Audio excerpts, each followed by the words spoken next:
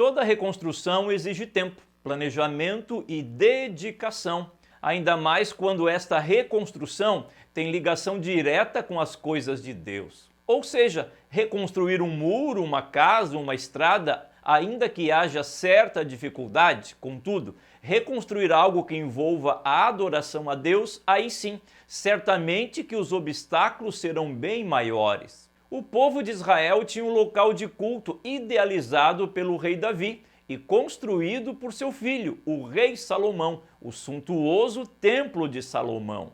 E mesmo com uma espetacular inauguração com a presença do próprio Deus, com o passar do tempo, em virtude de diversas práticas do povo como imoralidade, injustiça e idolatria, a nação foi dividida e conquistada. Esse templo, o local da presença de Deus, foi destruído e todos os seus utensílios saqueados. Décadas depois da destruição do templo, terminado o exílio babilônico, pelo cumprimento da palavra de Deus, o povo judeu começa a regressar para Judá. No entanto, a situação era de calamidade, as cidades destruídas, a capital sem as suas muralhas e o templo, o coração religioso dos judeus, estava em ruínas. Mesmo assim, enquanto Deus chamava Neemias para reedificar as muralhas de Jerusalém, o mesmo Deus levantava um homem para reedificar o templo, para que se torne novamente o local de culto.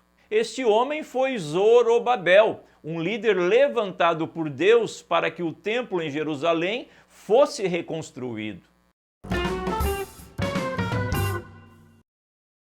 Olá, tudo bem com você? Sou Moisés Brasil e seja muito bem-vindo aqui no canal. Se você é novo por aqui, todas as segundas e quintas-feiras, às 7 horas da manhã, tem vídeo novo por aqui. Os vídeos apresentam assuntos nas áreas de Bíblia Sagrada, teologia e vida cristã.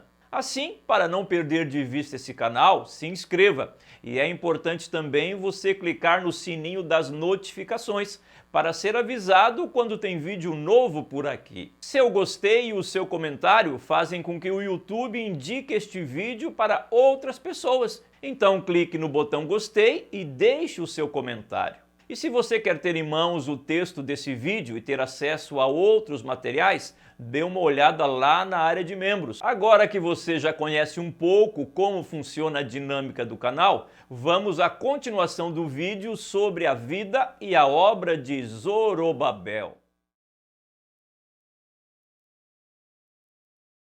É importante observar o contexto histórico em que se dá a história de Zorobabel, pois sua vida e sua obra não estão soltas no tempo, sem um devido contexto. Primeiramente, muito tempo antes de Zorobabel, a nação de Israel, devido ao distanciamento de Deus, veio a ser dividida em dois reinos. O reino do norte, ou reino de Israel, formado por 10 tribos, tendo Samaria como a sua capital, e o reino do sul, ou reino de Judá, formado por 2 tribos, manteve a cidade de Jerusalém como a sua capital. Após esta divisão política da nação, os dois reinos continuaram seus caminhos independentes um do outro, cada um com seus reis. Houve reis que se mantiveram firmes nos caminhos do Senhor e reis que se distanciaram completamente de Deus. Junto a estes reis, a palavra do Senhor era anunciada pelos profetas. Mais tarde, os dois reinos foram invadidos por povos estrangeiros. Primeiro foi o reino do norte, Israel, sofrendo cativeiro pelos assírios, que culminou com o fim do reino.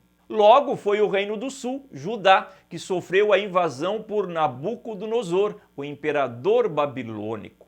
Nesta invasão, além das cidades, o templo de Jerusalém também foi destruído, e seus preciosos utensílios de culto foram saqueados pelos babilônicos. Depois disso, surge um novo governo no mundo antigo, o Império Persa, e em cumprimento às palavras dos profetas, o povo começa a regressar para Judá, reconstruindo a nação. Embora ainda estivesse sob o domínio persa, mas foi permitido que Neemias reconstruísse as muralhas da cidade e os demais judeus reconstruíssem a vida. Consequentemente, as muralhas foram levantadas e o povo intentava reconstruir as cidades. Contudo, a voz de Deus por meio do profeta Ageu os advertiu que primeiro deveriam priorizar a reconstrução do templo para que o culto fosse reestabelecido.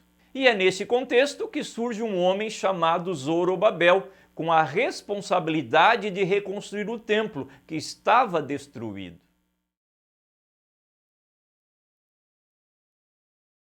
O nome Zorobabel ainda tem um significado indefinido. No entanto, alguns afirmam trazer o sentido de semente de Babilônia, talvez pela ligação com o cativeiro babilônico sofrido por seus ancestrais. Embora haja certa discussão quanto aos seus ancestrais, contudo, para a maioria dos intérpretes bíblicos, Zorobabel era filho de Sealtiel, logo era neto do rei Joaquim, o rei de Judá que foi levado cativo para a Babilônia. Assim, Zorobabel tinha uma linhagem real, pois pertencia à descendência do rei Joaquim. Zorobabel aparece também como um ancestral de Jesus. Seu nome está presente nas duas genealogias de Jesus, contidas em Mateus e Lucas. Logo, era também um descendente direto do rei Davi. Além disso, ainda que seja bastante discutível, alguns comentaristas bíblicos afirmam que Zorobabel era também chamado de Sesbazar. É importante construir uma linha histórica da vida de Zorobabel até a sua obra de reconstrução do templo.